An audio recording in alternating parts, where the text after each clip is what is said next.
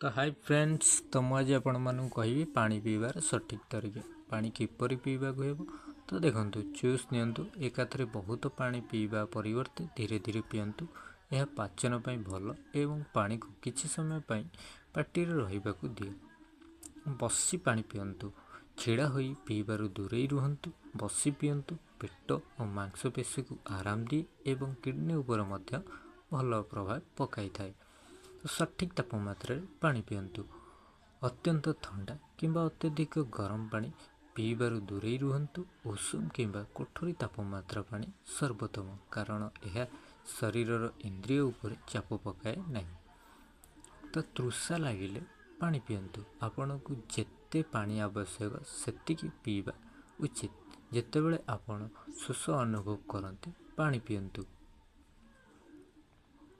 परिस्रार रंग उपरे ध्यान दियंतु। जदि परिस्रार गाढ़ हलदिया होइथाय तेबे आपण को अधिक पानी पीबाकु पड़िबो।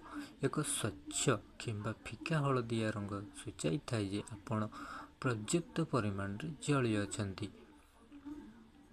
तो वीडियोटी जदि आपण मानकु भल लागिला तो सब्सक्राइब करदेबे, जहाद्वारा जहाँ भी मु वीडियो आनिबी तो सर्वप्रथमे आपण देखि परिबे। देखंतु केते बेले एवं केते पीबाकु पड़िबो।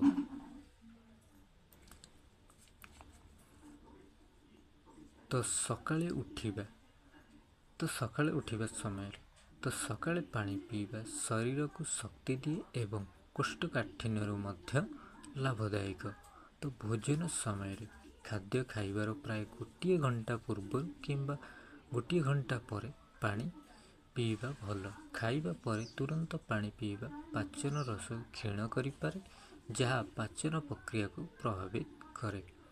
स्नान करिबा समय, गाधोइबा पूर्व किंबा गाधोइबा समय पानी पीवा रक्तचाप नियंत्रण करिबारे साहाय्य करे। तो व्यायाम पूर्व एवं परे, व्यायाम पूर्व बा समय एवं परे पानी पियंतु। अन्य गुरुत्वपूर्ण कथा, पर्याप्त पानी पियो। अधिकांश सुस्थ लोकों पाई शोष लगी पानी एवं अन्य तरल पदार्थ पीवा निजको जलीय रखिबा पाई यथेष्ट। परिष्कार पानी पियो। सर्वदा निश्चिंत करंतु जे आपण पिउथिबा पानी सफा एवं शुद्ध। तो रहुछि नमस्कार। तो वीडियो जदि भल लगिला तो सब्सक्राइब करदेबे, जहाद्वारा जहाँ भी मु वीडियो